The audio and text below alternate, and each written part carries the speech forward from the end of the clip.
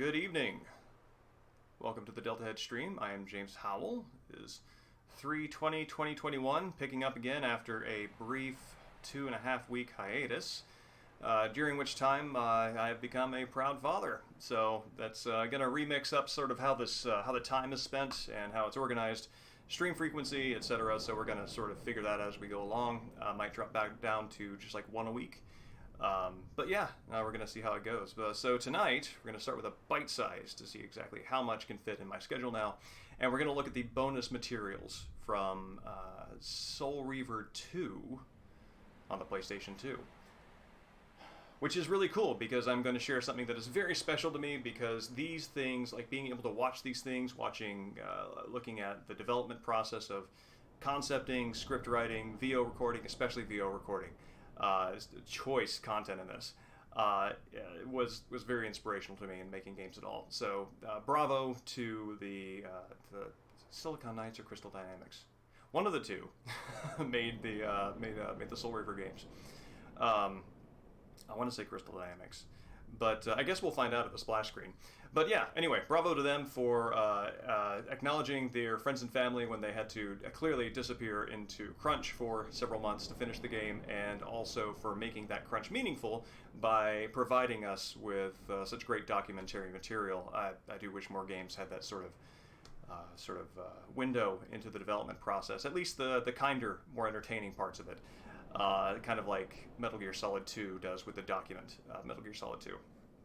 So, but as always, we'll open up with a pregame show of things I have read in the interim. Reading has, as might be expected, been a little slim, but I did pick up, I've been sort of going through and collecting some old Commodore 64 games, and this was an edutainment title that I picked up that I remember enjoying very much when I was in elementary school. And I never beat it. It's one of those things where you have you do well on a test and you get oh really? It's a cat. Cat always. Cat has not wanted to be in here in 2.5 weeks, and now she wants to be in here.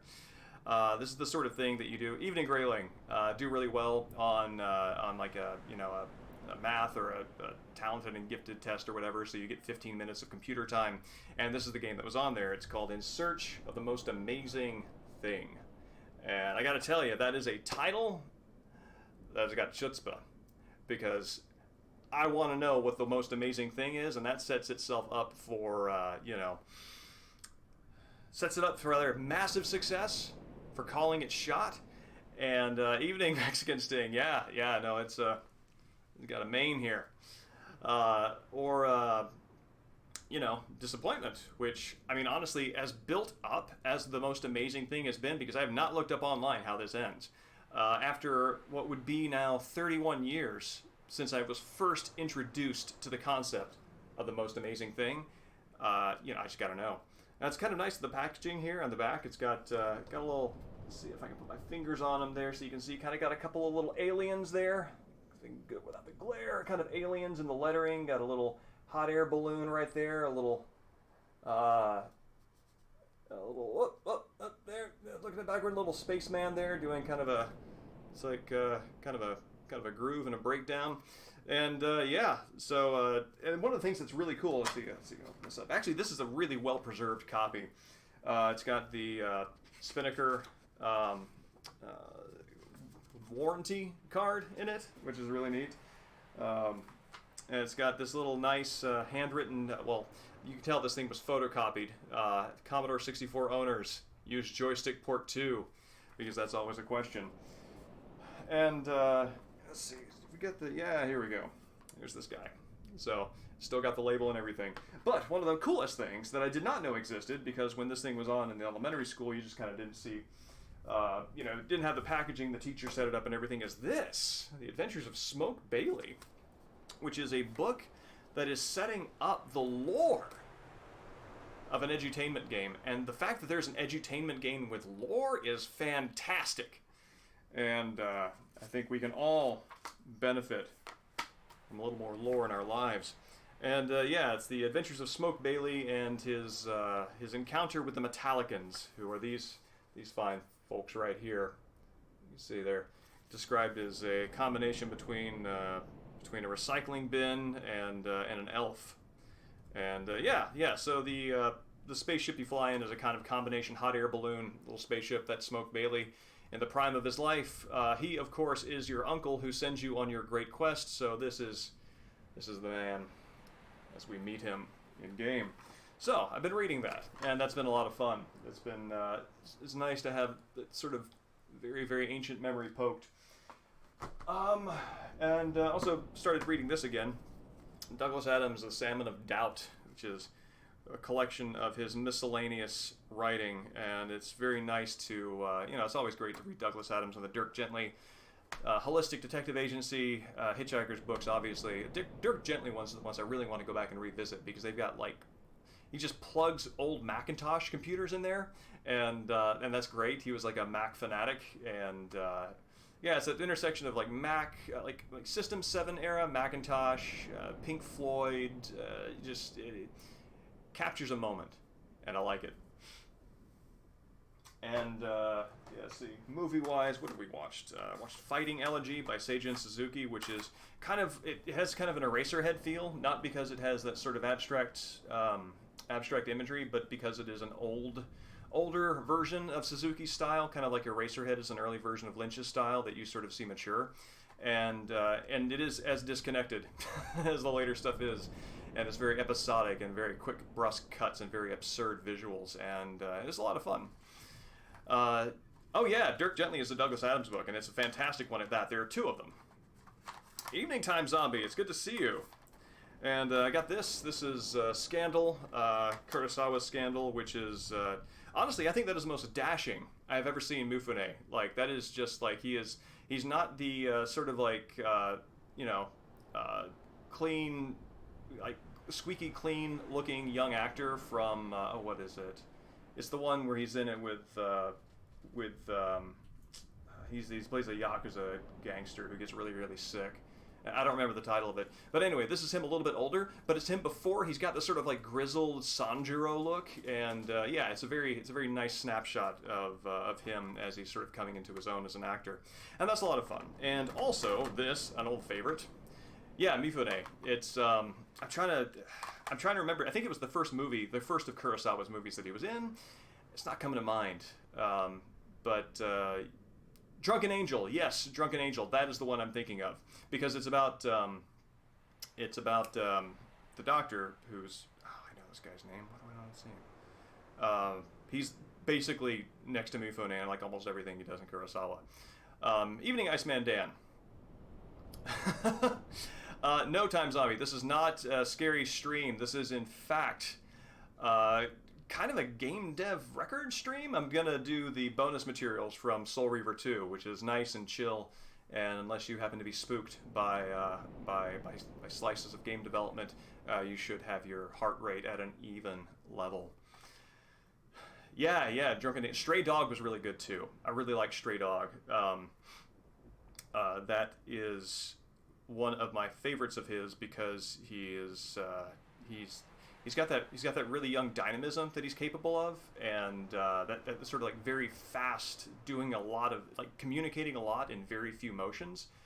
So he's got a lot more physical acting rather than sort of many of these like sort of like more stoic, static kind of like samurai roles that he excels at.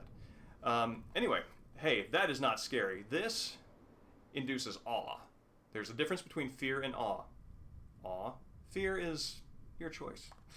And then there's this, which is Phantom Tollbooth, a 1970 Chuck Jones adaptation of Norton Juster's book, which is, the Juster's book is fantastic, and awe is, in fact, virtuous, but awe is also inspired by terror.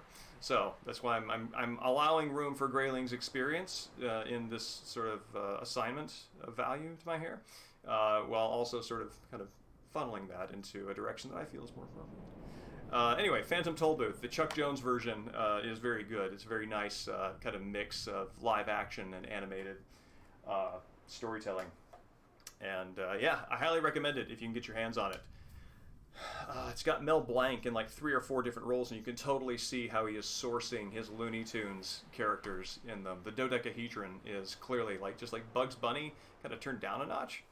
Yes, the doldrums. The doldrums. It's also kind of got some musical numbers, and they're very clever, very catchy, and I'm appreciating them more as an adult. It's kind of got that sort of this sort of story that shows up a lot in, like, I feel like the '70s were really heavy with this. This sort of like very allegory heavy story. Nielsen's The Point is another one that sort of has a musical allegorical edge to it about, a little boy named Oblio going out to find his point because he lives in the land of Point where everybody has a conical head. And so everybody has a point except him. You can see where the allegory is going on that. So he is off in search of finding his point. So he has a pointy head like everybody else. So finding his personal meaning so he can fit in and sort of enjoying that irony. Anyway, this is sort of in that vein, and but it's Chuck Jones style. So it's kind of like a cross. It's kind of like an overlap between sort of Looney Tunes style animation and some of the Dr. Seuss animation that came along a little bit later. But this is a good time. We're at 10 minutes, so good time to go ahead and start the stream. Let me get the stream chat up on the iPad here.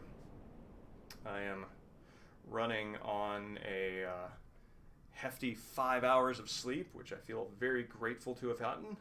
And let's see.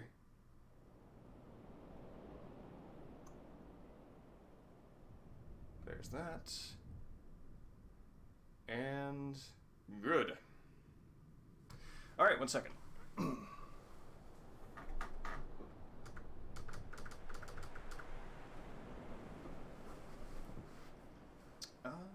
we are.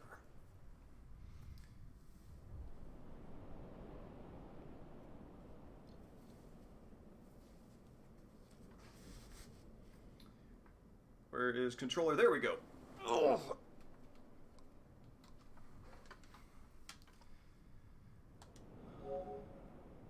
Should still have the Soul Reaver 2 disc in here. Is the Soul Reaver? Oh yeah, there we go. She's not closed. Right, you got to do that. Well, I have the I as far as like working a 30-hour day versus being awake for 30 hours nearly straight as as a new dad is a little different because I at least have the benefit of like the oxytocin of new parenthood. I can't, having crunched for 30 hours straight, I cannot say that the same is true. You do not get the sort of kind of happiness boost from that.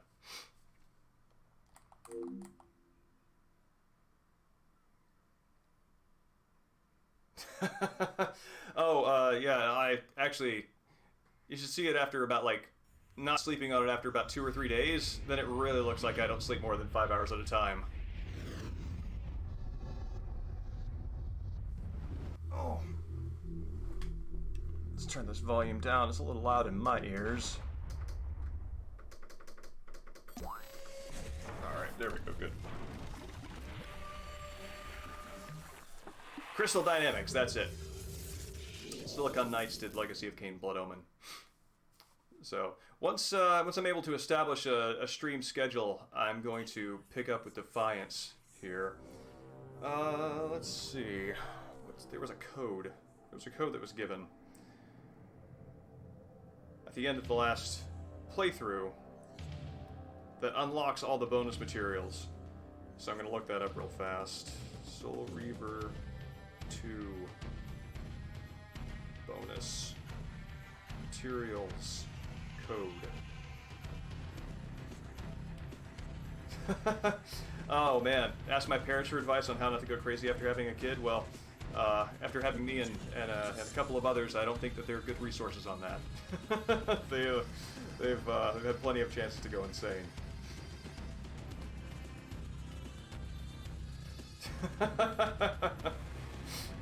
Well, thank you, Space Hamlet.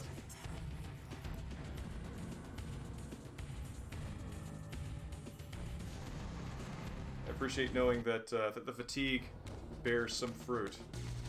Let's see, where's that code?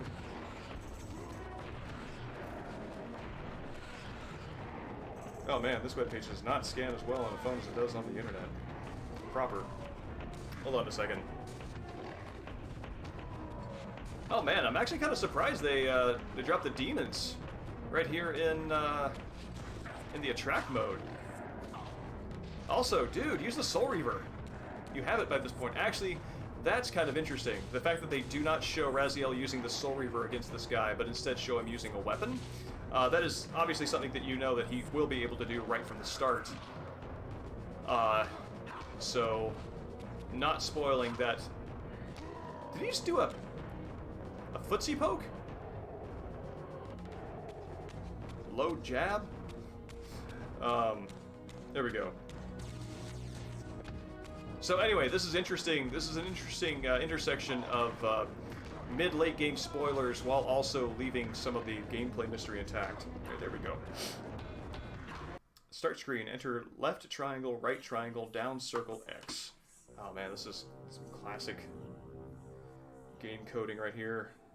Or game secret coding. Yes, game coding is different. Left triangle, right triangle, down circle X. There we go. Alright. Making of Soul Reaver 2. Story, production, voice talent, opening movie, promotional materials, go back. Oh wow, this is a lot of text. Actually, I'm pretty sure this material is in the instruction manual. I mean, this just is a testament to how full of revelations, turnarounds, and betrayals the story is here. That's interesting. Looks like they don't have any visuals from. Oh, there's that visual, the Pillars of Nosgoth. They've got that from the first game, but this is all going over Blood Omen, so they don't have any stuff from there. But then, when we click over to the time that brings us up to Soul Reaver 1, we do have visuals. I wonder if that had anything to do with the fact that one was developed by Crystal Dynamics and the other by Silicon Knights. As the same publisher, they should have senior shared ownership over it, but maybe there was a problem with like getting the resources for it. I don't know. It's interesting, nonetheless. Yeah, Game Genie codes, exactly. I was looking at the... I thought that this material was also on the Soul Reaver 1 disc, but apparently it's not. So when I was looking up Soul Reaver codes, it has a bunch of codes in there for, activating the Soul Reaver early, getting all elementals, etc. Which, yeah, now knowing what debug codes are, I look at those and I kind of know what their function is, maybe originally. But it is very nostalgic, nonetheless, to see that stuff in there. Like, what is a random series of inputs that no player would likely encounter in the wild? Soul Reader. I mean, that's the edutainment title that we need, right? Their fates are intertwined in ways that Raziel has not begun to fathom. Yeah. Oh, wow. I'm just going to see how far down this goes. Oh, cool. Wow, this actually accounts for the rewrite of history that happens in the much maligned sequel / rewritten prequel of Blood Omen 2. Evening Arc. It's good to see you. Genesis of Pillars of Nosgoth. Let's see, before Nosgoth's recorded history. Oh wow, they're using Chicago font for that. I remember Chicago font, and every time I see it, I identify it. Okay, so this early stuff here with the formation of the Circle of the Nine, that's actually before all this, all the story that's set up. Oh, that's really cool. They have one. Oh no, one is just centered. That doesn't actually indicate anything significant about the content. Nosgoth's vampire population increases. Doesn't that sound like a Sim City update? That's great.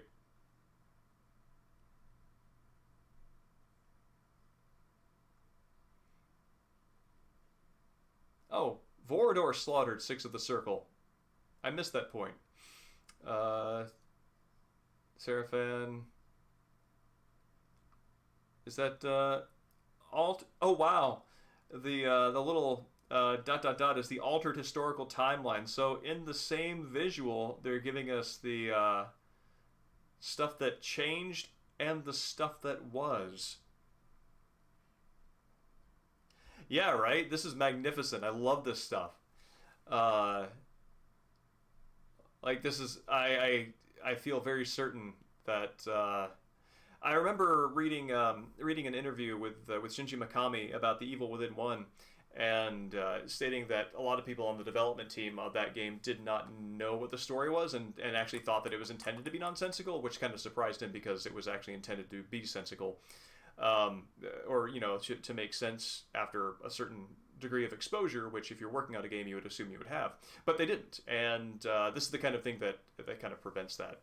And especially for a story that has as many turns as the Legacy of Kain games, that's really valuable.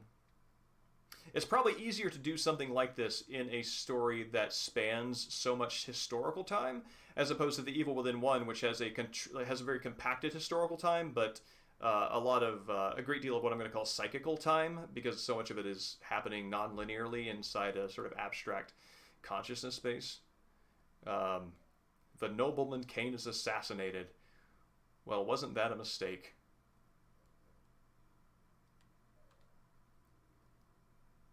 So yeah, it gets really, really dense here as we're going through the events of a lot of the events of Blood Omen, which are actually pretty integral in their specifics for a game that is so different and less likely, I think, to be played if you're going for Soul Reaver and you're looking for a game similar to that.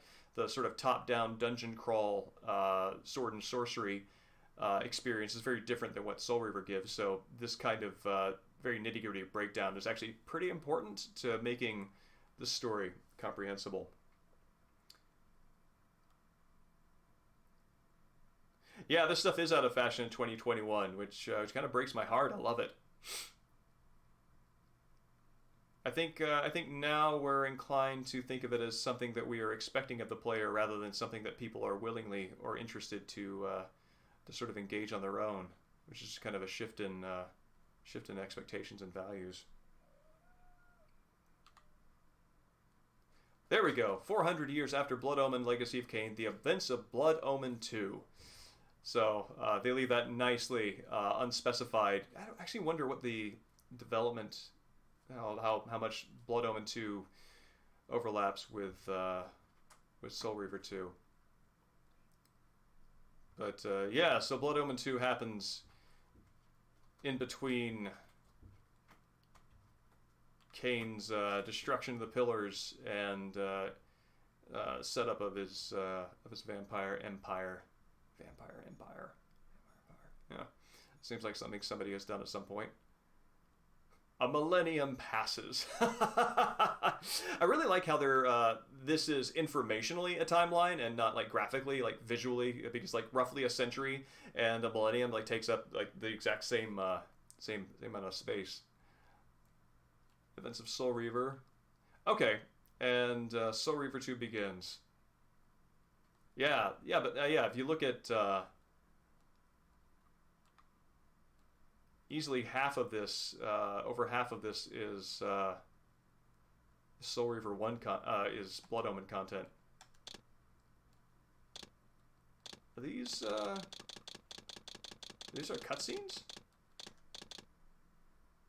Oh wow, this is the script.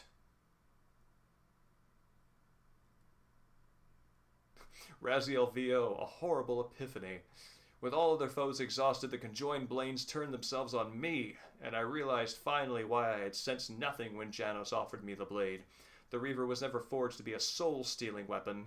The ravenous, soul-devouring entity trapped in the blade was and always had been me. That's so good. His eyes widened in agony, despair, and recognition.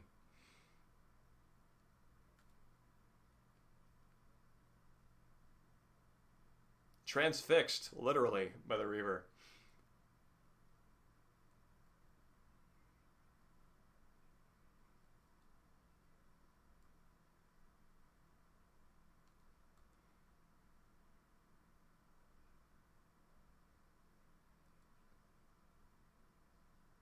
Yeah, seeing the story broken down into script form.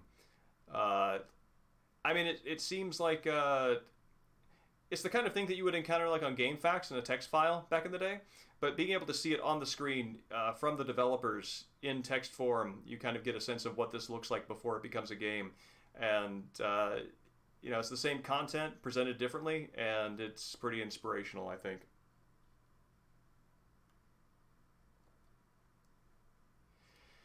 I think they did this with the document of Metal Gear Solid 2, but you know, that of course is not not parceled with the game itself.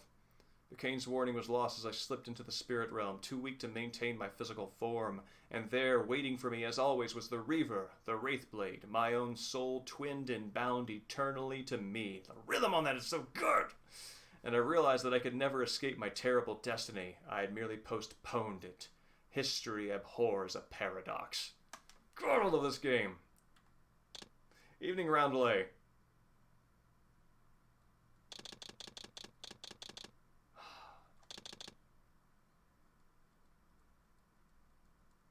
So good. Ah, there's little Raziel in the upper left-hand corner. Like a president on a new nickel.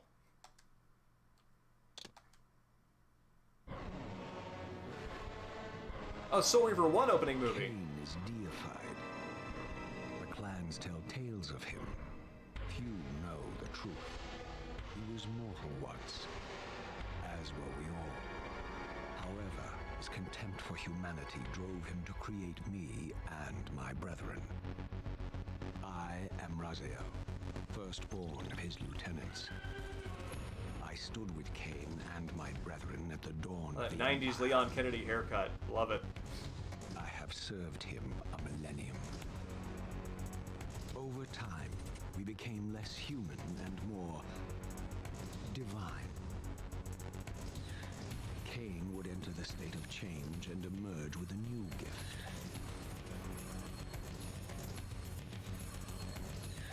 Some years after the Master, our The Leo. And yeah, Space Hamlet. That's true. I had the honor of surpassing my lord. The music.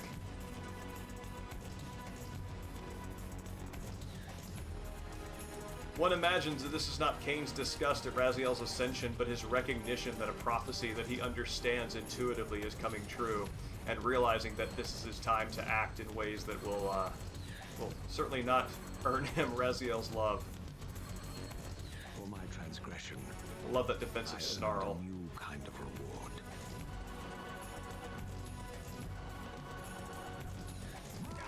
Agony.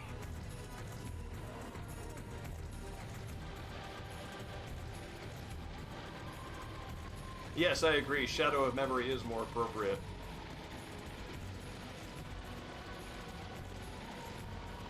There was only one possible outcome. My eternal damnation. Including the opening movie of Soul Reaver 1. Raziel This is... was to suffer the fate of traitors and weaklings, to burn forever in the bowels of the lake of the dead. There we go. I was waiting for him to say the line. It's so good. But yeah, like, now that we see more of what Kain's side of all this is looking like from Soul Reaver 2, including this opening movie, changes the emotion on it. It's cool. I plunged into the depths of the abyss. Unspeakable. I actually haven't seen The Last Jedi, Roundway. I am aware there's some controversy around it, however. And a deepening hatred of the hypocrisy that damned me to this hell.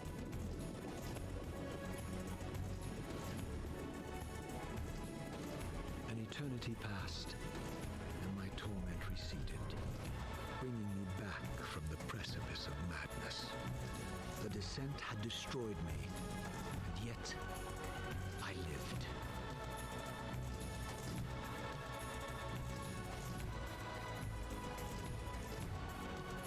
It's like, well, my jaw's gone, better cover that up.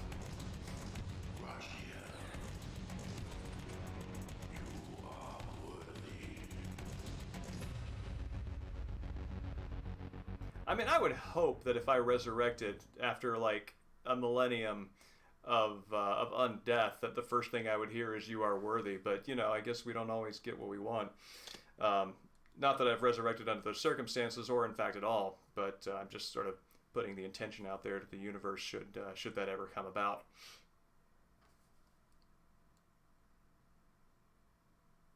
Yeah, Raziel is going through a lot. Character art? Ooh, yeah. Wow! It just keeps going deeper, the menus.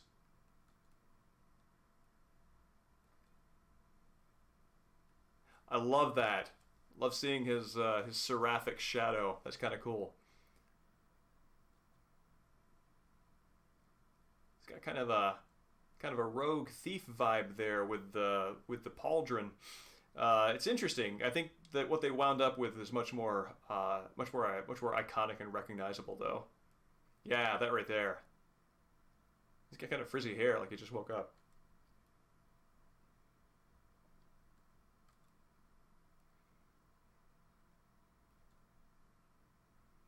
He's got kind of got Popeye forearms there, which again heightens his emaciation. I notice he gets his proportions are larger as he gets out to the extremes, and as you get closer to the core, even right there to the torso, it's at its most constricted.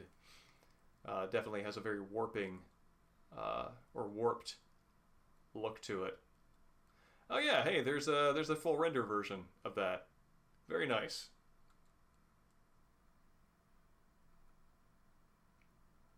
Yeah, Space Hamlet. That is one of the things that I love about these games is how much they love their story, and how much they are definitely for people who love their story, and unapologetically so. That's very nice. The asymmetrical cape on one side and the sort of brace on the other. That's neat.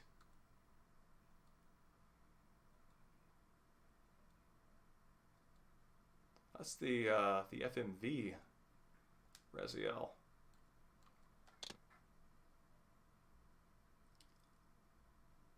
Oh, cool! It takes you through the wireframe and the layering on of textures. That's really neat.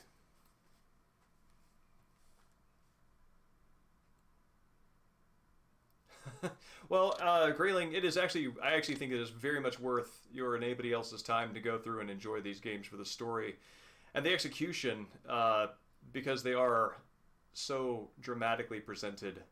Yeah, right there. Like if you look at Kane's proportions, his shoulders kind of match the size of the forearm, so it's less of a Popeye thing, and more of a you know, I am not an emaciated wraith vibe that honestly nobody but Raziel has earned.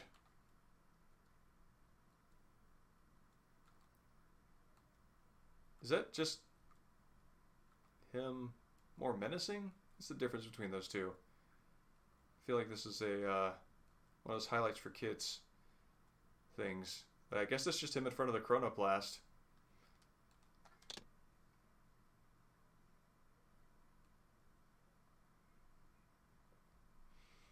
I'm wondering if they're doing this in real time because I do see the slowdown as it layers on the sort of like milky covering. There's a word for that I don't know what it is. Uh, I believe they're available. I know I believe they're available on PC. I know that Soul Reaver 1 is available on PC.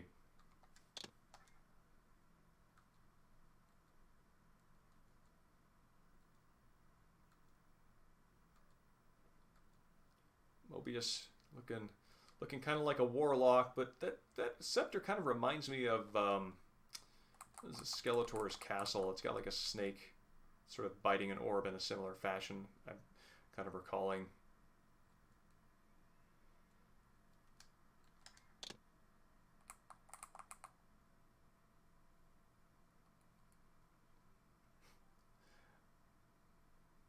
I don't know, Grayling. I mean, I think that's a pretty compelling argument.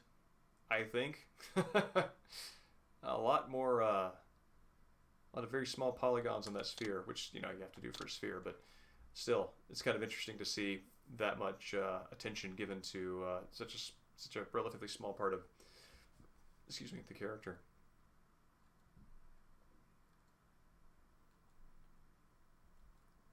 Oh wow, they really fished around for Janos Audrin's sort of final design. Uh, a lot of different builds.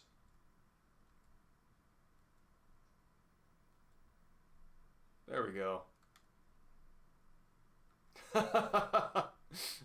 It's like somebody like holding down, photograph on a phone, capturing him 1 second, then the next second, and then the next.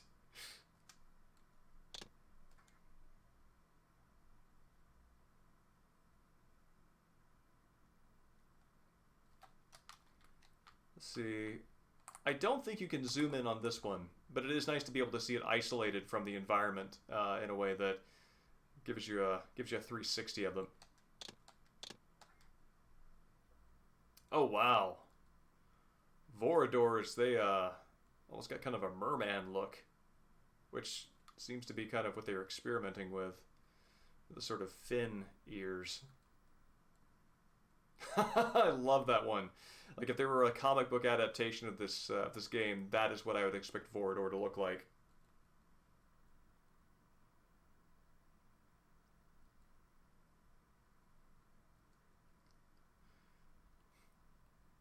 He's got kind of a Grinch look to him. Interesting. See, it's really interesting seeing him look. He has a sort of bat slash merman look here, kind of like a bat merman Grinch. But when I saw him in game, the first thing that I thought was like canine. I think because of the ears, whereas those are the exact same things that are making me get a different sense of him from the concept art. Yeah, edgy Grinch reboot. That's right. Yeah, yeah. Naughty Dog does this too, and I'm actually wondering. I mean, Amy Hennig, of course, was the director on this, and I don't know a lot about Naughty Dog's catalog prior to Uncharted, but I mean, I feel certain that that's definitely a through line in terms of like creative vision on those two games. That sounds lovely, Ark. Wait, who's this? This Ariel? Oh wow, they really made her much more mummy-like and wraith-like.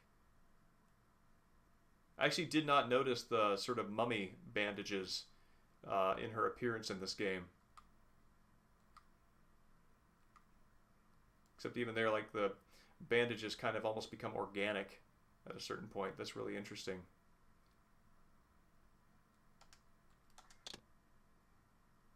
Yeah, there they are.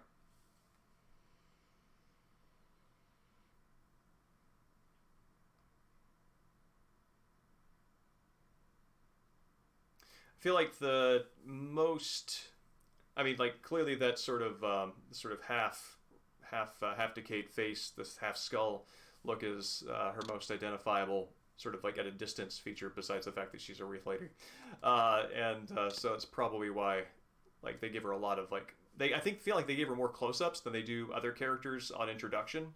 I mean, the half skull face is a very striking design feature, so. Elder, is this the Elder God? Yeah. Oh, weird. That's so interesting. He's almost like architectural rather than a weird kind of Lovecraftian like horror thing.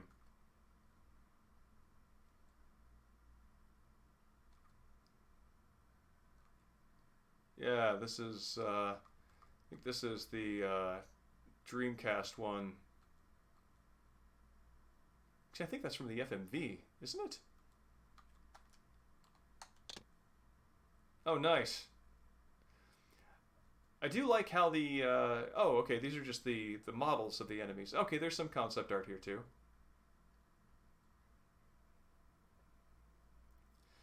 I gotta say the that makes the dogs make more sense to me. Though I am interested in that canine anatomy. Non-vampiric canine anatomy in Nosgoth is uh, comparatively more monstrous than it is here, and I am still parsing that as canine. I do dig the axe helmet. Aw, look at that fella. Like honestly, that's just a good, happy dog that's really happy to see you, and they just put spikes on it so that when he does his normal "I love you" thing, it's just kind of like. Oh, who is this?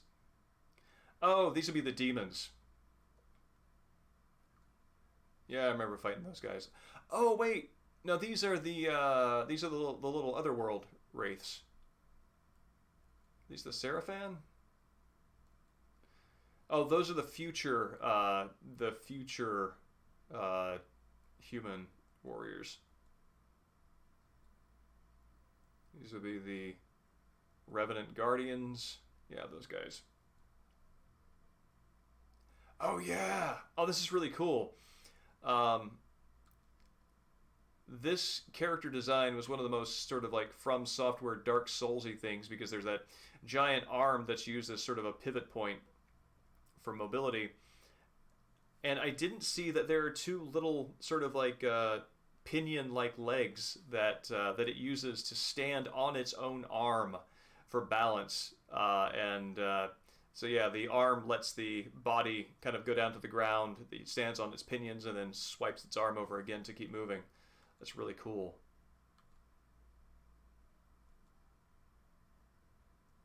Yeah, these are our demons. I really like that one. Yeah, there he is. Like seeing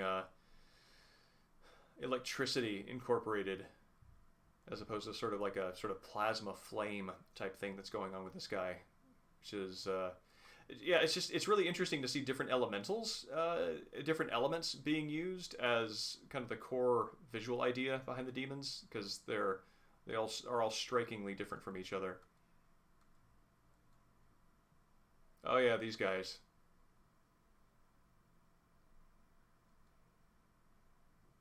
I don't remember that. Oh, I wonder, are these the Seraphan? Yeah, these are the Seraphan that become Raziel's vampiric brothers, and I guess that's Raziel as a Seraphan right there. Oh, those are Seraphan, not priests but warriors. Okay, here we are. These are the main characters: Malak, Melchiah, Zephon, Rahab, Duma, Terrell. That's a that's a neat angle that I don't think is capturable in game. Space pirates from Metroid, I can see that. Oh, that's cool how the design on Raziel's armor there is very wing focused. It's almost kind of a foreshadowing, right? Because he's he is the evolution of vampires back to their angelic origins, and that's what Kain sort of had to put the kibosh on. And his design there has kind of angelic winged elements, and also kind of harkens back to Vorador's ears a bit.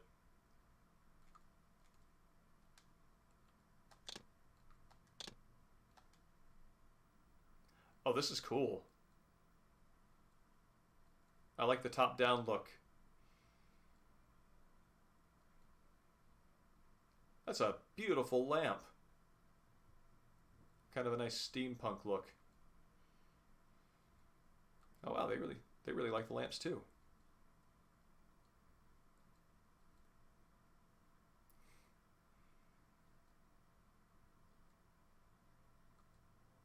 Yeah, if you see Kain emerging from behind a column in any of your rooms, you can just kind of assume that it's been hijacked. Oh, this is cool.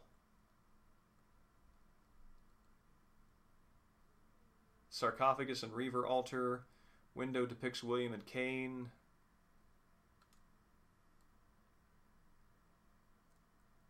Oh, that's nice. They included little figurines down there for scale.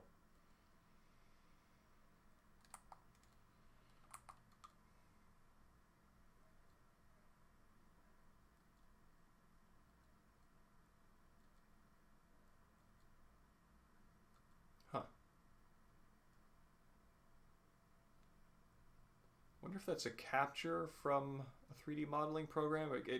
It looks like a sketch, but that also just might be the resolution on it. Yeah, I'm guessing these are 3D model captures before any textures are applied.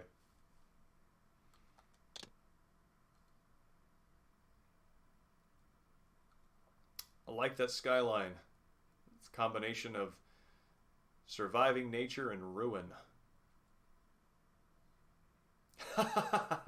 That's great. It's got the little hop, hop, hop, hop, hop points over there. That's neat.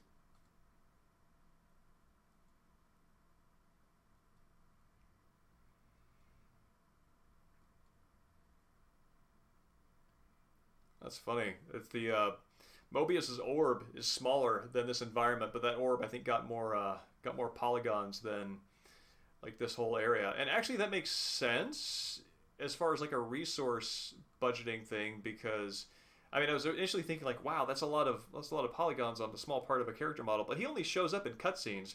So it's not like the game's got to be like loading like a big environment along with his character, so they could probably spend their budget on that. Whereas on this, I mean, they just need to make it run smoothly. So that kind of makes sense to me.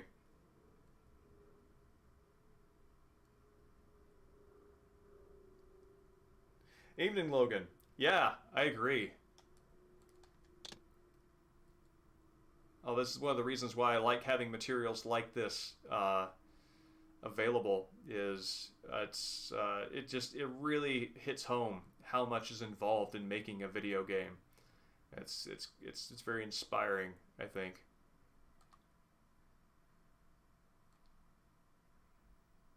Oh, that's cool.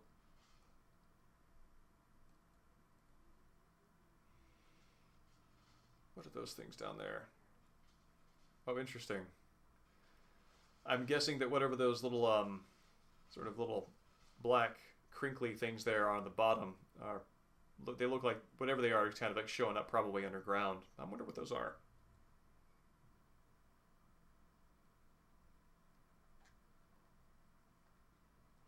Do you mean like it has more attention given to it than kind of what you see in the concept materials in modern AAA games? That's cool. Oh, that's nice that they do include this as part of the pillars conceptually, because this is where the Elder God tentacles and shimmies his way up. Yeah.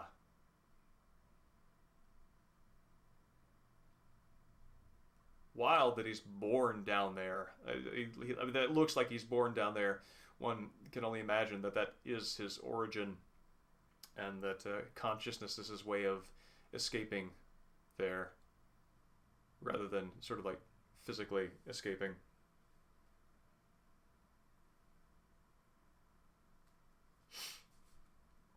Yeah, Logan, I can see what you mean. That makes sense to me. I think that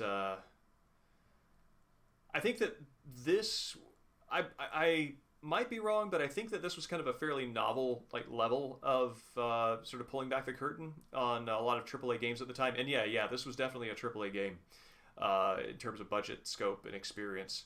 Um, but this was kind of a novel thing, so you know.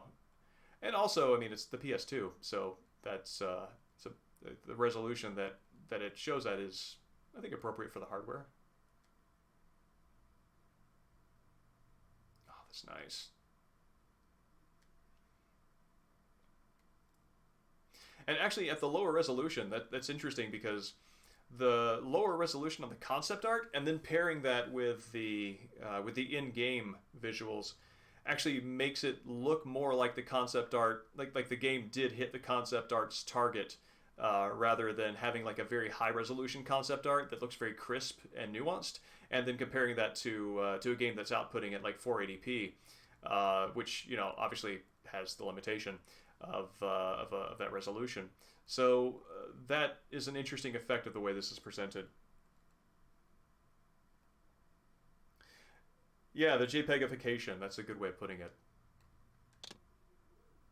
Oh yeah, yes, Space Amulet. If you're looking this game in search of Dark Souls, the swamp is where you're going to find it.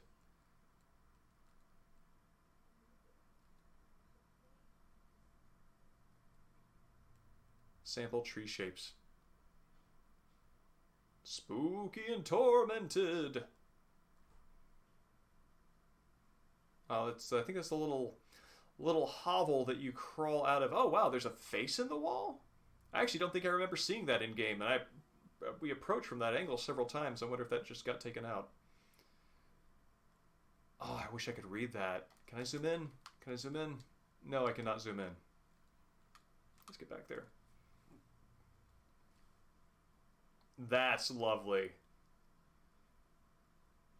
That kind of reminds me. I had a J.R.R. Tolkien art book of a lot of his paintings, and this almost kind of has the Art Nouveau feeling to it. It's not as symmetrical or as graceful with the way the trees are sort of drooping down, almost like slime like from the top of the masonry.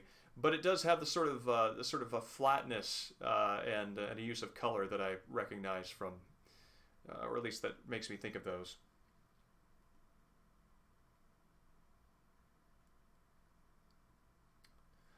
Uh, I don't identify it as self consciousness necessarily. I mean, possibly awareness, but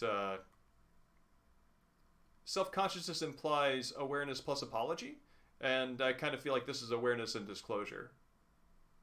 It's the distinction that I draw, at least.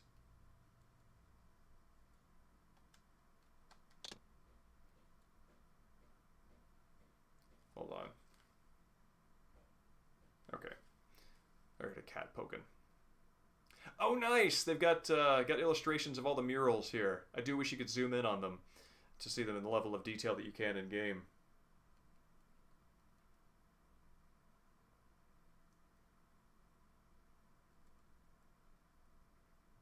Yeah, Logan. That's one of the things that I like about it is that it's showing how much of a process it is from concept to wireframe to full shebang. Oh man, love this! Like staring into the heart of eternity. Like this, like if this world is a simulation, this is what it's going to look like for the first 5 seconds after you die before heaven loads in.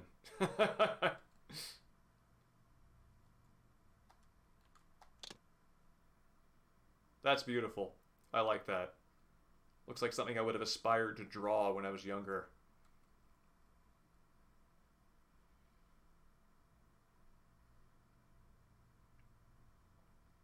Ark, when you say that's every game ever, literally, which comment was that in response to? I think I might have talked through that. Actually, on the subject of like a Tolkien-esque style, this has that feeling to it with the symmetry. This does have the sort of organically swooping lines that give it kind of an Art Nouveau feel. I think the circles in the center and flanking on the sides, sort of supporting the overall wing design. It's like 6 objects flanking the central figure, that sort of 6-wing seraphic feeling.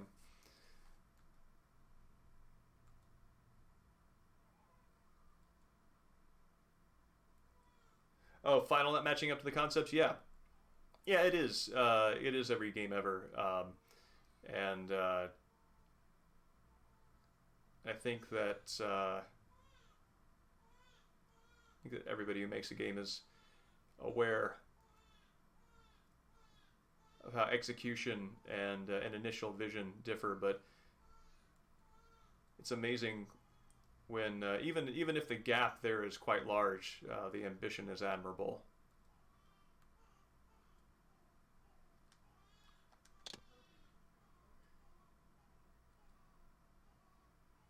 Oh wow, that's cool.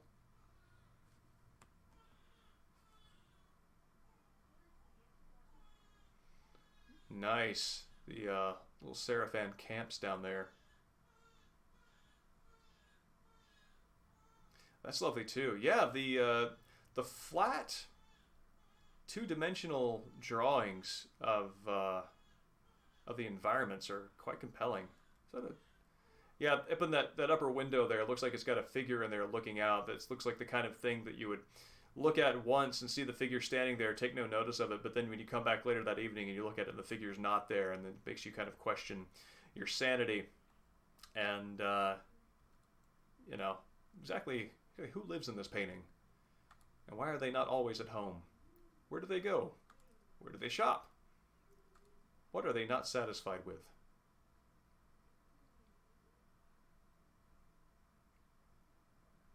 Yeah, there's kind of a mini narrative here of showing how they move from one stage to the next.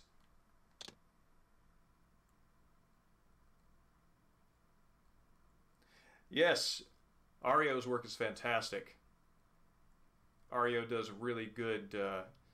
He does flat good.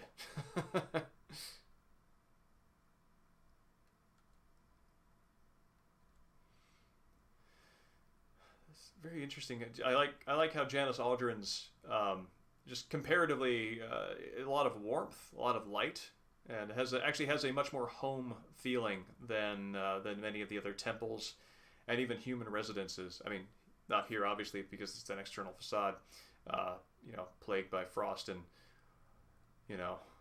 hoary winter. But as you get inside and it gets more light, feels less dungeony and more here like there's like a sophisticated recluse lives here. Oh, that's kind of nice. There's a Reaver mural on the right, behind what looks to be a bowl of what I'm sure is blood.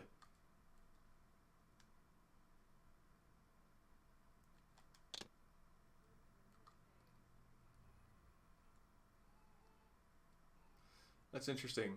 These have a less Art Nouveau feel and more of a kind of a South American uh, feel.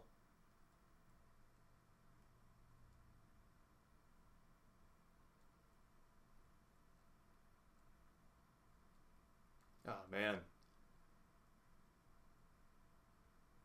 that visual on the left, where I'm not quite sure what's happening there. It looks like that face is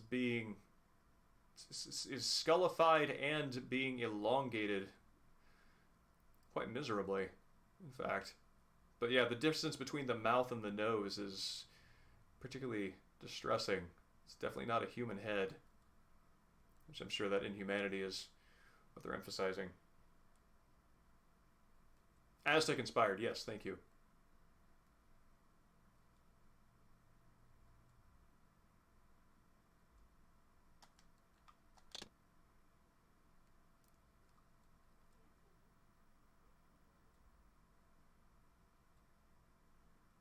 Oh man.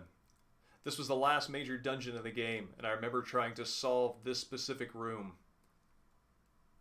and being a little confused about what the interaction points were. And I'm really glad that they're giving attention to these upper statues that, when certain switches are activated, would pour down blood, because I didn't take too close a look at it because my focus was on the water and the things I was trying to interact with to solve the puzzles. And those are quite neat looking. I like what looks to be like the sort of bird tongue hanging down from underneath the beaks. Yeah, collective consciousness is in the ruins. That's a really nice way of putting it.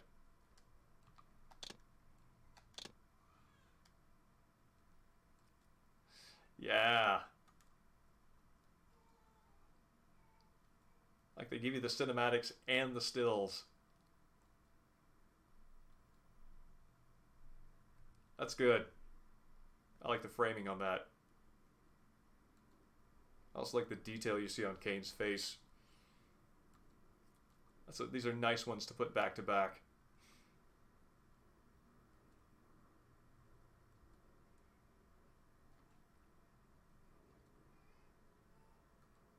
Raziel and Kain and the Time Capers. Arguments in front of clocks.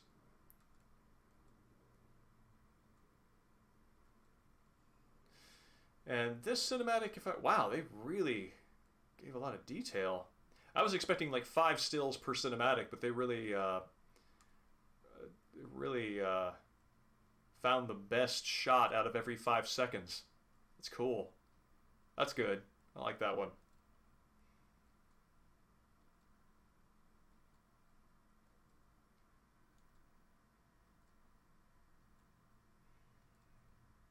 I gotta say, if I'm jumping through a time portal and I land not knowing what's going to be there, seeing the guy with the skull scepter, with the snake scepter, not the most optimistic outcome. Along with the cobra hood, very snake-like.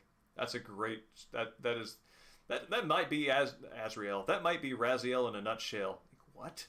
Trying to scry whatever conspiracy is about to form in front of him. Yeah, yeah. These are the yeah. That was the pre-rendered one. It was especially nice too, because it essentially dramatized in cutscene format the entire puzzle boss fight of the end at the end of the first game. Which, if you're spending your time thinking about what do I need to do next and how do I do it, maybe you kind of lose a sense of the narrative moment as a whole. So kind of taking that and incorporating the player's beats, literally because you're swatting Kain, into the visual story. Is quite nice. It's a really good way of making that feel cinematic when in fact it might have just been kind of clunky in the player's hands, and also in terms of packaging it up. Because if you watch that directly after the final boss fight of Soul Reaver 1, line for line is the same script. It's not altered or retconned, I don't think. That's interesting. He has had a sort of Cobra Hood like look in the FMV, but now his hood is a little more jowly looking.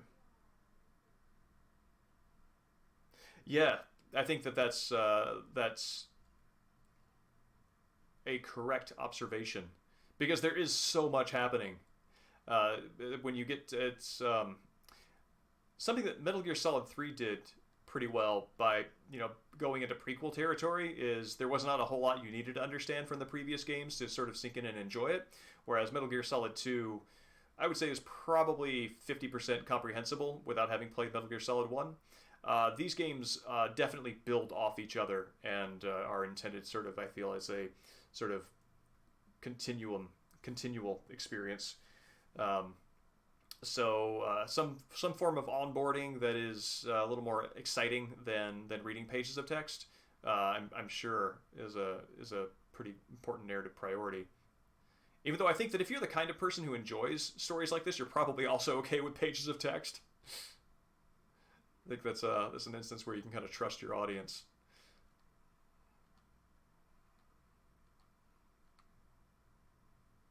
That's nice.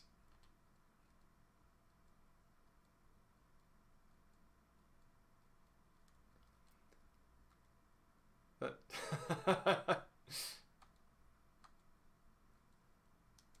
See, this is quite a lot. I don't think we have time to go through every single one of these, but that's nice.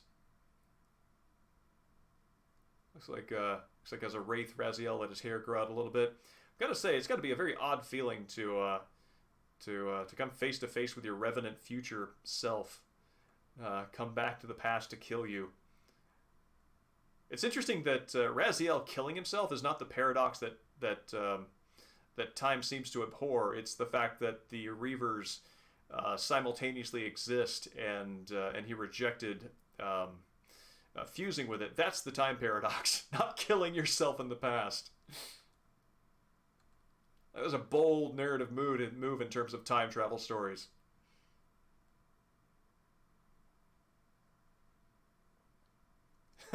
Yeah. Well, we're gonna get to some of the narration here in shortly. Yep. Here we go. Whoops. Oh, that's actually a pretty good shot of Raziel too. Yeah. On the PS2, this game looks pretty good up close.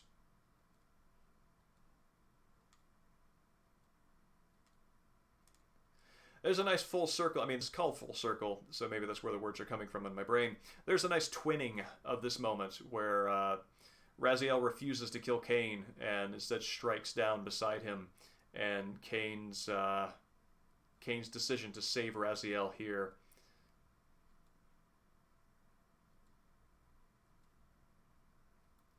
So it took both of them.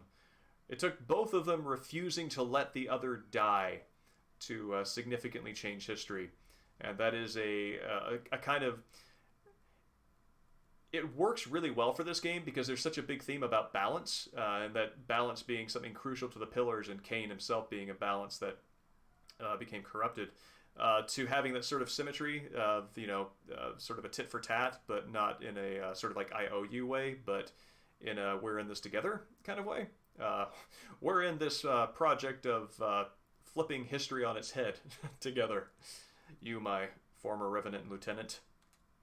Revenant Lieutenant is good. I like that.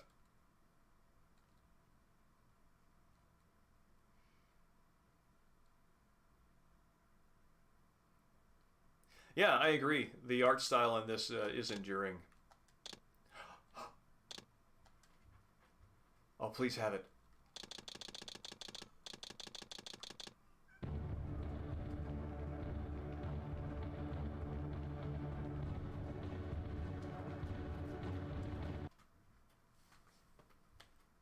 That's fine. I want to see if they have the song.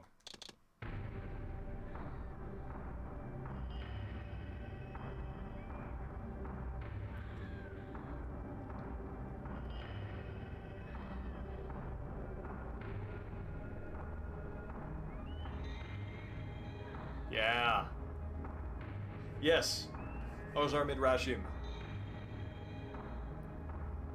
I think that song is actually licensed and not technically, not exclusively part of the video game soundtrack, so I'm kind of wondering if they could even do that. I don't think they can.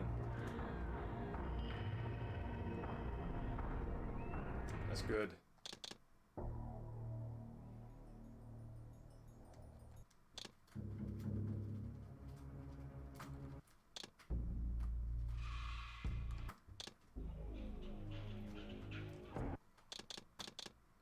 Hold on a second. Someone wants to say hello.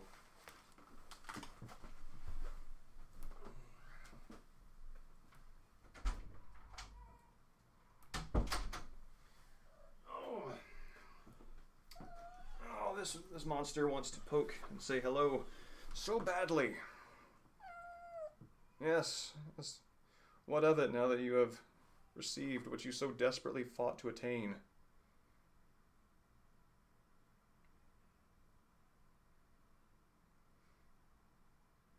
Well, you're fine with this now, okay? Not quite panda territory, but... Yep. Can you stay there? Alright. We're going to see how long that lasts.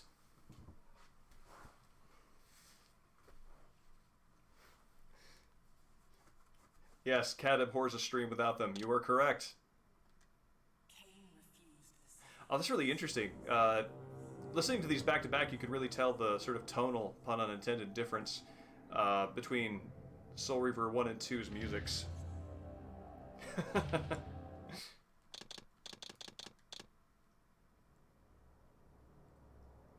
It's like, look, if I want to be lifted a ridiculously high height from the ground, I'll jump on top of the refrigerator.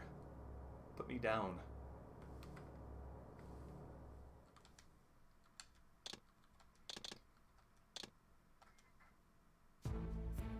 Oh.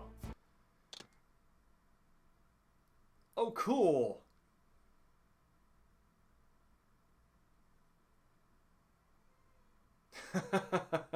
Trying to act natural, cat. That's right.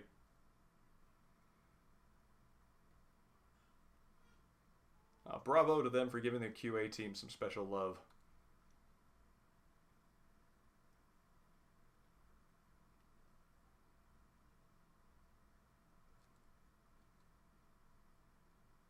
It's nice that they... I think Michael Bell, let's see, it's Kane's VO. Right? Oh, this is very sweet.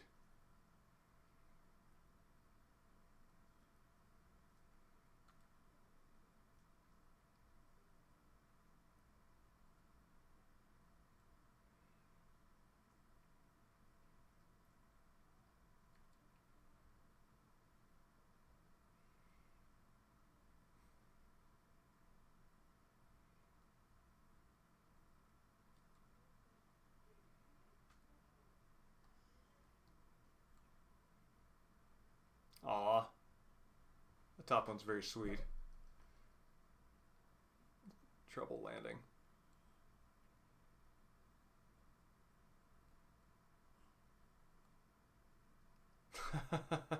PSO.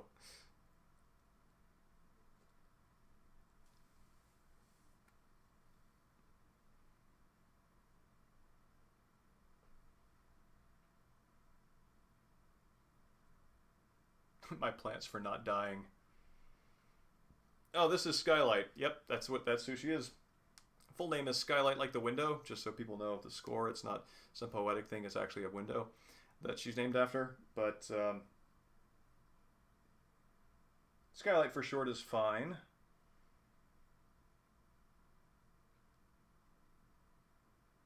All right, what are you trying to tell me with this?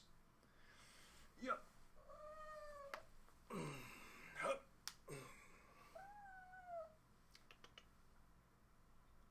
There we go.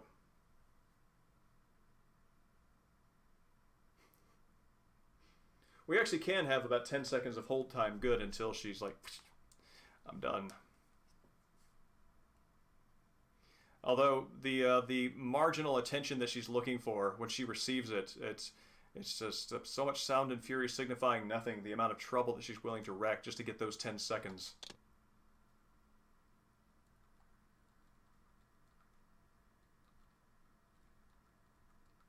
Soul Reaver survivors. That's right. Well, I mean, by the time this shipped, I mean, it sounds from the notes they have at the end of the credits, it sounds like there was a lot of really hard work that went into this game near the end. So I think it is only fitting if they're going to do documentary work that they honor that. So good on them.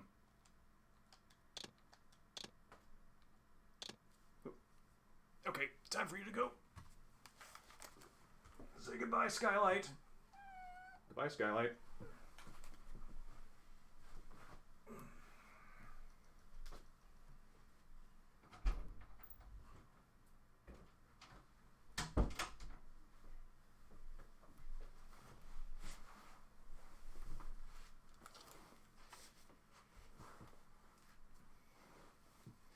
Well, that's good. I mean, yeah, they take work.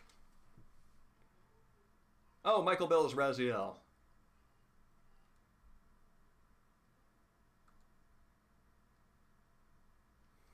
Simon Templeman, that's it.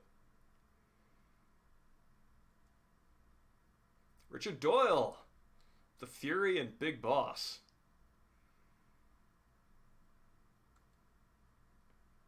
Tony J. That's Tony J. Okay, I recognize his face. But I never knew the name of that face, so now I do.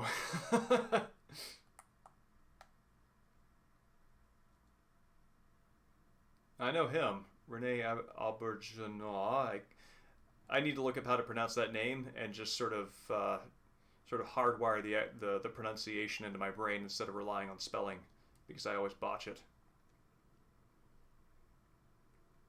I didn't know he was in MASH.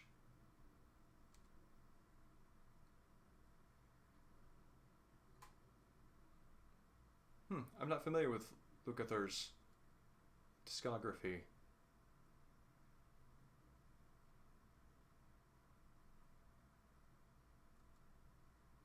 It was NYPD Blue. I mean, this was 2000, so that would have been around the time that was kind of on fire.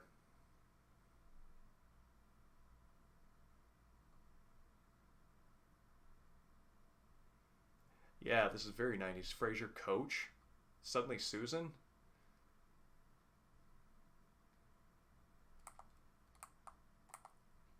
Chris Zimmerman. He's done a lot of... If there is someone deserving of a lifetime reward, it's her.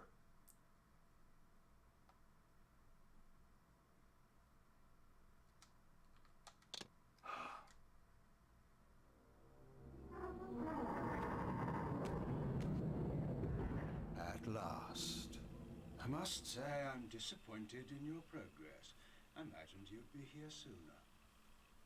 Tell me, did it trouble you to murder your brothers. Did it trouble you when you ordered me into the abyss? Eternity is relentless, Raziel. When I first stole into this chamber centuries ago, I did not fathom the true power of knowledge. To know the future, Raziel, to see its paths and streams tracing out into the infinite. As a man, I could never have contained such forbidden truths. But each of us is so much more than we once were. Do you not feel with all your soul how we have become like gods? And as such, are we not indivisible? As long as a single one of us stands, we are legion. So good. Our futures are predestined. Mobius foretold mine eons ago. We each play out the parts fate has written for us. Free will is an illusion. I found the tomb of Sarafan, Kain. How could you profane a priest by turning him into a vampire? How could I not? One must keep his friends close, Raziel, and his enemies even closer. I love how that's edited together. Who better to serve me than those whose passion transcends all notion? Alright, watch this for a second. Gotta go. Sarafan was Kitty jail time. defending Nosgoth from the corruption that we represent. My eyes are open, Kain. I find no nobility in the unlife you rudely forced on my unwilling corpse. You may have uncovered your past, but you know nothing of it. You think the Sarafan were noble, altruistic? Oh, don't be simple. Their agenda was the same as ours. You nearly had me, Raziel. But this is not where or how it ends. Fate promises more twists before this drama unfolds completely.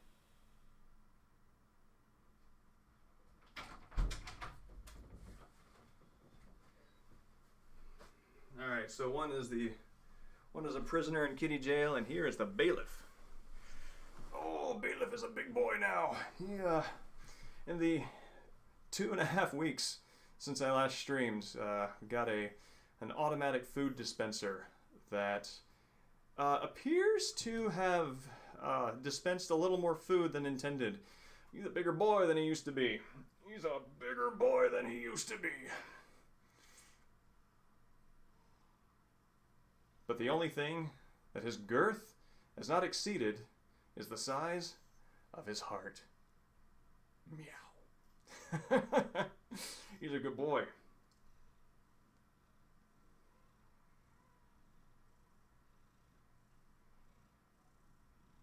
Aw. I love you too, Panda.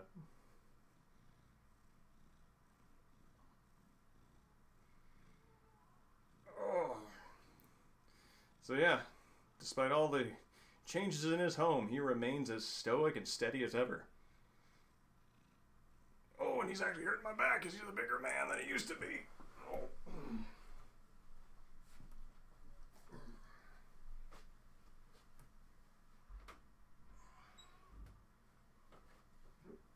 Let go of my shirt. There we go. Oh.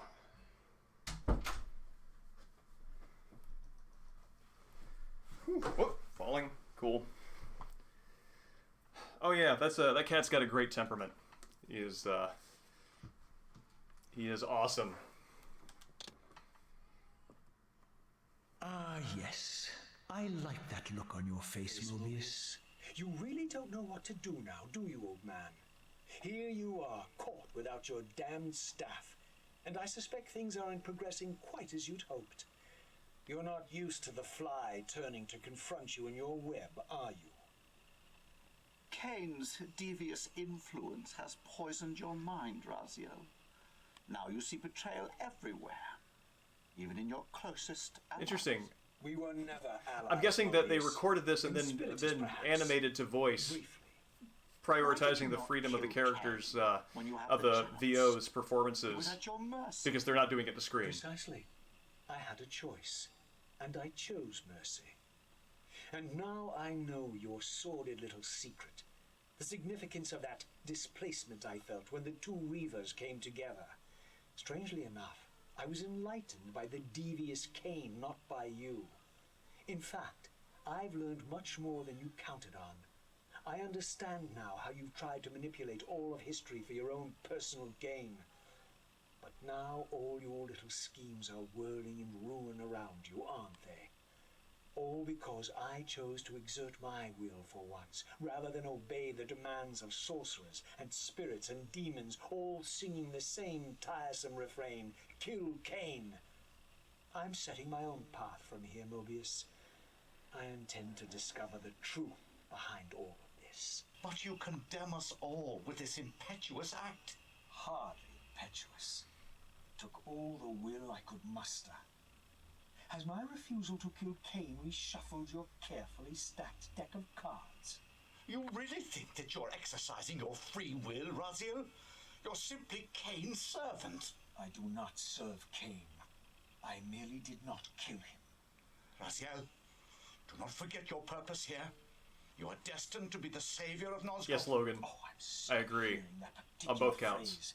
As for saving Nosgoth, so far I see precious little reason to bother. And I'll choose my own purpose from here on out, time streamer. Right now, I choose to manipulate you for a change. Go. In there. What are you doing? Come now, Mobius. You're a cunning serpent. You'll piece it together, I imagine. This error is of no further use to me. You will operate this device to provide me passage. I want to see the world in a simpler time, before the Sarafan began their crusade. And what about Kain? You're leaving your core behind. You kill him. Like I was so pensively bad like working the importance. pencil. You need only touch the two poles of the switch, and the device will transport you. But I Like urge capturing you the to insecurity in his reconsider. body language. You've lost your powers of persuasion, old man. Rot here and forget me. Rot here and forget me. So good. Raziel's back and Mobius has got him. Tonight. And now it's the Raziel and Mobius show.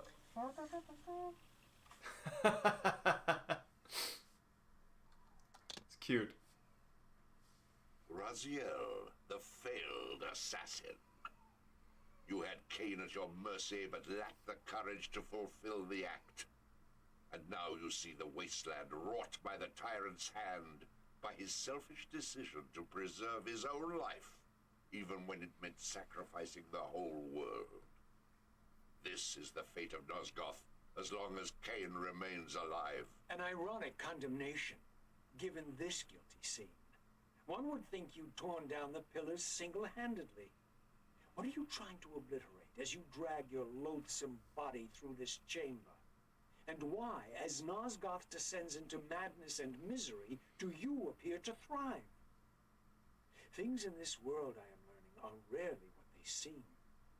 You, apparently, are no exception. I am the engine of life, the source of Nosgoth's very existence. I am the hub of the wheel, The origin of all life, the devourer of death. Or maybe you're just hungry. Could it be as simple as that? Wouldn't that be poetic irony? The great adversary of the vampires turns out to be the biggest parasite of them all. Do not test my patience, Raziel. I made you, and I will unmake you if I become so inclined. As your So agent, good. I am beyond. There are fates worse than death, Raziel. Oh, I see you now as you truly are. A cancer. A spooling parasite burrowed deep in the heart of this world. Go now. Play out your pitiful rebellion and take your place among the destroyed, the used, and the damned. But know this, you are mine for eternity. You have always been, and will always be, my soul, Reaver. Yeah, I agree. It's timeless. The quality of these performances. This is, again, like, this is the kind of thing that when I was younger and I saw this, I was like, I want to be in on this. I want to make something like this. Oh, went back. Vorador. I see my reputation precedes me. It does. All good, I hope. I've been watching you since you emerged from that accursed Oh man, he's even got Vorador body language. Strange that your arrival coincides with the corruption of the pillars. But I'm wondering, are you the catalyst of these events? Or are you the answer to them? I distrust your origins, stranger.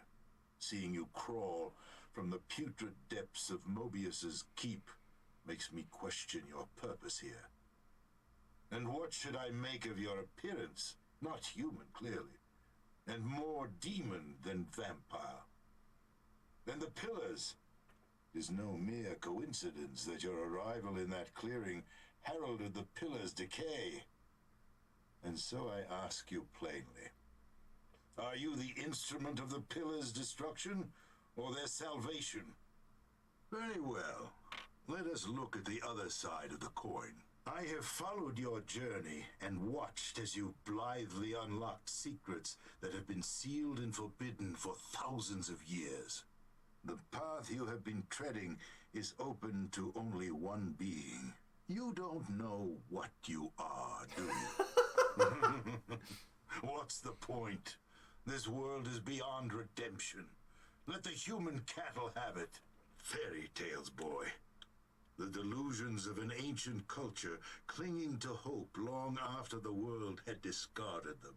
Their bloodline trickled away until only one of the ancients remained, sustained solely by obligation and his unfaltering faith in the old prophecies. But even if you are who you appear to be, it no longer matters.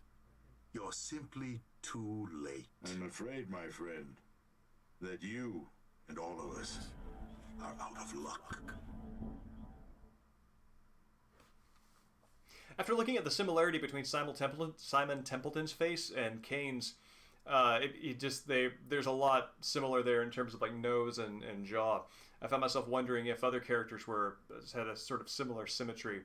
I kind of remember thinking the same when I saw David Hayter's face for the first time, and kind of knowing what the PS1 Solid Snake looked like, that there was enough similarity between that sort of very abstract face shape in MGS1 that, you know, Hayter's face was plausible as a model. And so anyway, I wonder if Templeton were a model for that, but Vorador seems to have been designed independent of his VO's face. Oh no. Every time you turn up, something monumental and terrible happens. I don't think I have the stomach for it. I love that line. It's so good. No drama this time, Raziel. You are persistent, crossing time like this to follow me. Still waiting for that coin of yours to land on its edge. Evening, Rocks. I'm biding my time. Yeah, we're having a good time with the bonus I content. see that Mobius has played a little trick on you. Yes. Clearly doesn't want me to meet this Janos Ordrin. Perhaps.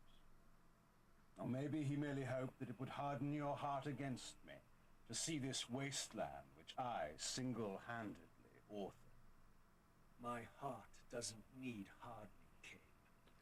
Oh, that's right, he was, wasn't he? That destroying you would make any difference, I would do it this instant. I knew you'd see through them, Raziel. Janos is indeed the key to your destiny, but you'll need to find your own way back into Nosgoth's past. Make no mistake, though, Raziel. You and I are now in great danger. We are irritants here. Malevolent forces are being marshaled to eliminate us. You talk as though we're allies. Regardless of your sentiments, Raziel, in their eyes, we are. Well, That's a good facial performance. I like that. You, Kain. Can be no doubt of that. I am assaulted relentlessly with demands for your demise. Whatever it is that you're plotting, they're scared to death. As for me, I I suspect they made a grave error when they allowed my unique resurrection. I don't think they know how to destroy me. You mustn't underestimate them, Raziel. And who exactly is this diabolic they to which we keep referring? If there's some grand conspiracy going on, the right hand doesn't appear to know what the left is doing. Even Mobius seems to be caught out at every turn. Mobius is a puppet, Raziel. Haven't you realized that yet? That's the sweetest irony in all of this. Nosgoth's great manipulator is their plaything. But the ones pulling the strings haven't shown their faces yet. They don't like us unwriting their carefully choreographed history, though, do they? You must understand, Raziel, we haven't unwritten history, we've merely rewritten it. The future flows around our petty actions, finding the path of least resistance, while admitting only the slightest alterations. This is the reshuffling you felt when you refused to kill me. And remember, Raziel, we are irritants in this regard as well. History will not allow the introduction of a paradox. And if events cannot be reshuffled to accommodate the change? It is the irritant who's expelled. Bear in mind, this may be exactly the outcome our enemies are trying to propose. We must tread very carefully. It does. It really does. All right, so I need to get going here in a second. So let's see how much is there. There's outtakes. The making of Soul Reaver. Soul Reaver.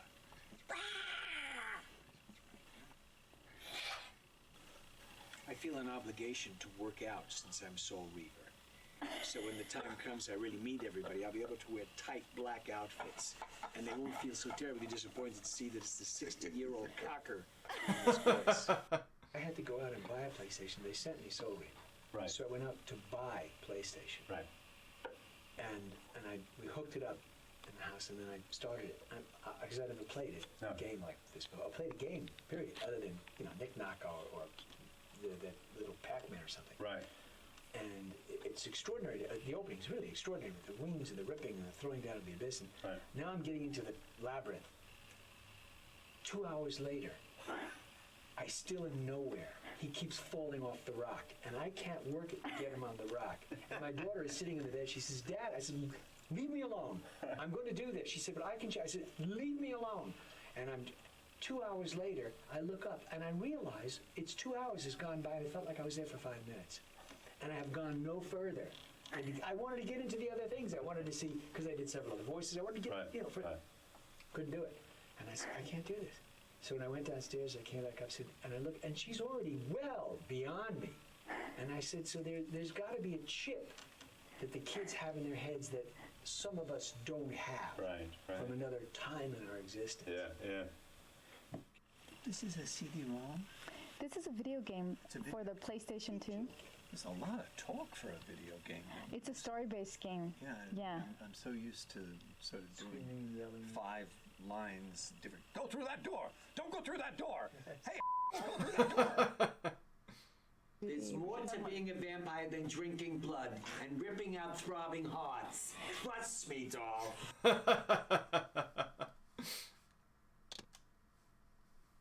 The continuum of history is simply too strong, too resilient. Good one. It's a lot of chat, isn't it? Indeed. It's so great. Poor Simon, I go, and? He did what? Boy, And he goes into 3 pages. Sitting down and taking a rest. And whenever he it's starts so to talk. great. That is so funny. So we're getting some pops on Parasite. Poetic parasite. Wouldn't that be oetic irony? The biggest parasite of them all. 39, 919. You stay here. I'll go and warn the others.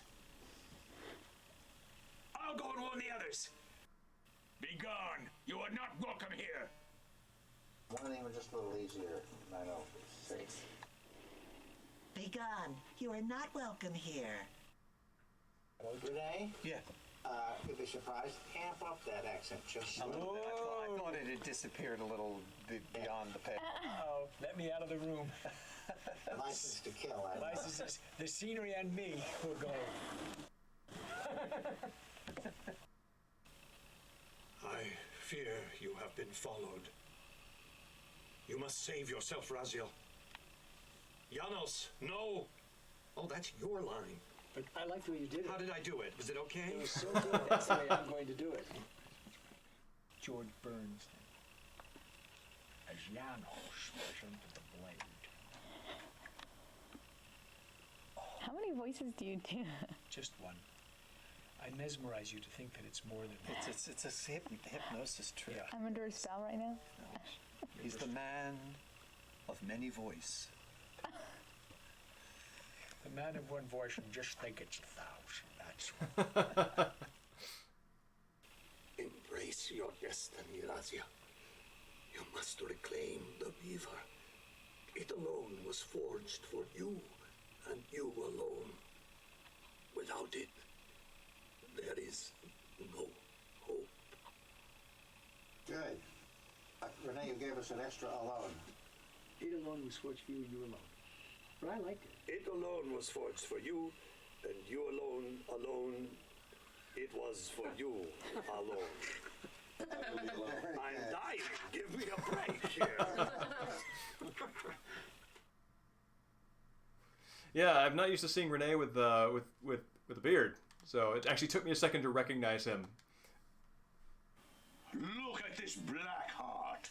How still it beats. Or how it still beats would probably be better, wouldn't it? Also look at his black heart rather than this. But otherwise perfect. 10, 11, 3 in a row. Look at his black heart. How still it beats. I'm not going to be able to say it. We'll have to change the whole story.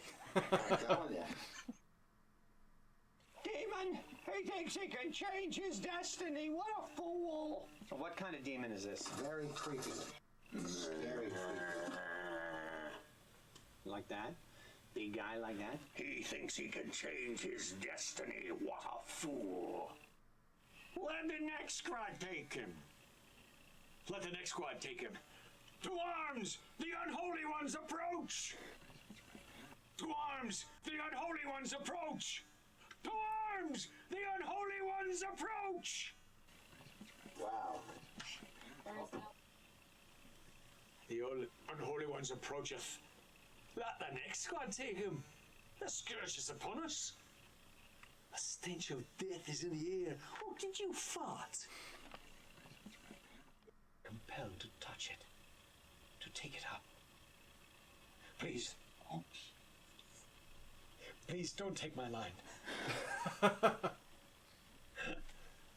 Please, take my line. Please, take it away from me. There's my unique resurrection. Give me a unique resurrection.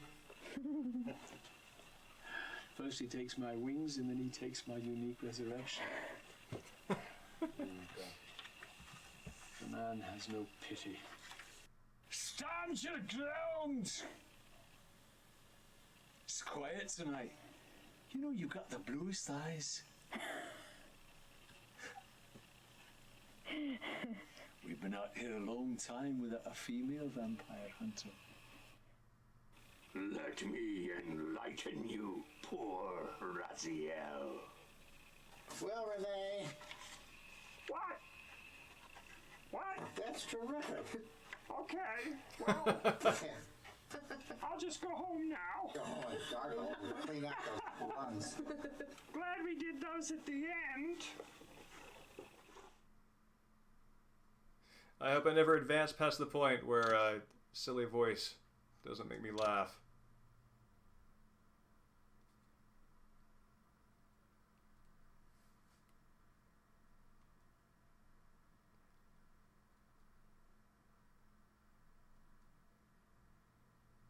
It's really cool seeing, apparently, I mean, I guess Michael Bell did used his sort of like vocal bag of tricks to voice some of the NPCs.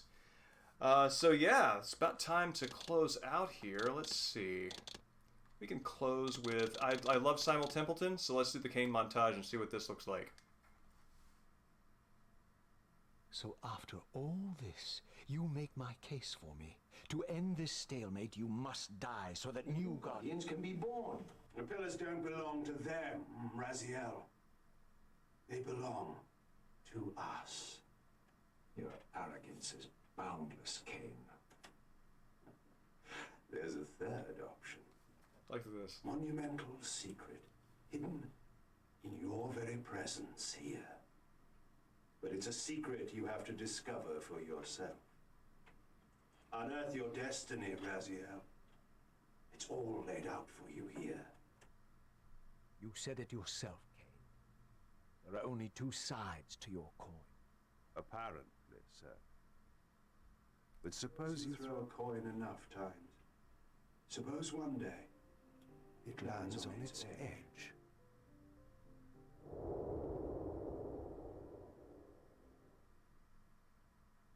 Your fatalism is tiresome, Kain. And profoundly ingrained, Raziel. Same, Logan. You must understand our presence here doesn't alter history. You and I meet here because we are compelled to. We have always met here. History is irredeemable. Drop a stone into a rushing river, the current simply courses around it and flows on as if the obstruction were never there.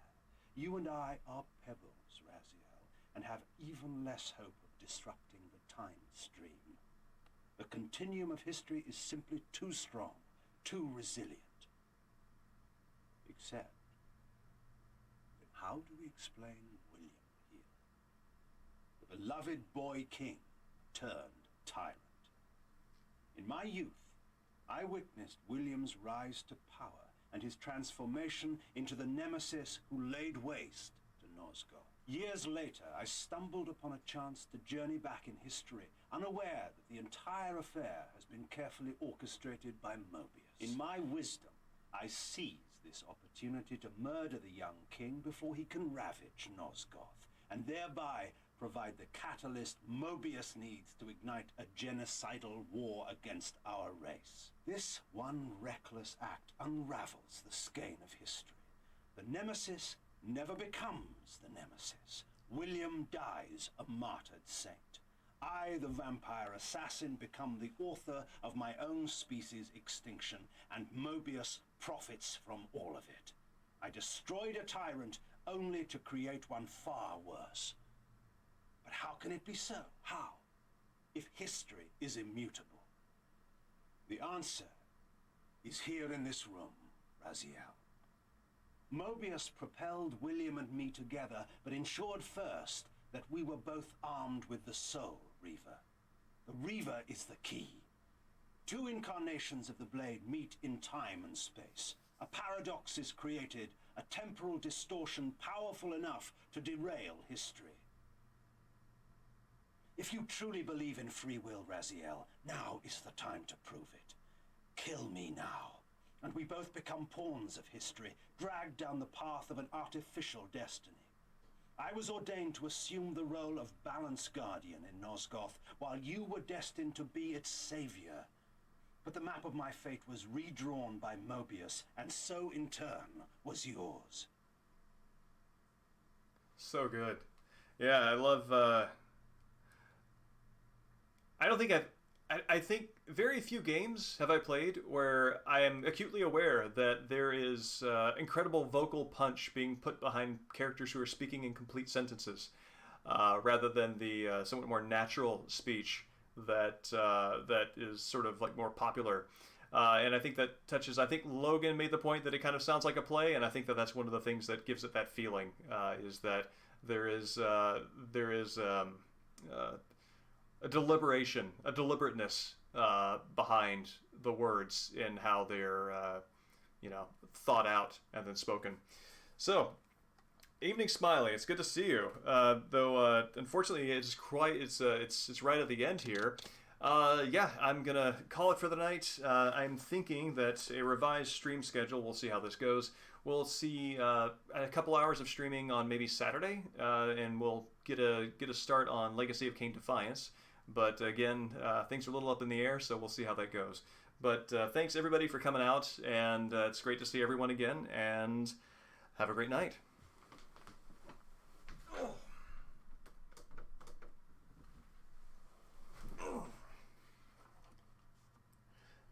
Yeah, Defiance. If you look at the stream VODs, you'll see playthroughs of Legacy of Kain, Soul Reaver 1, and Soul Reaver 2. There's also a link to a YouTube archive of all the past streams, so you can see the playthroughs of those. And I'll be launching off into Defiance next.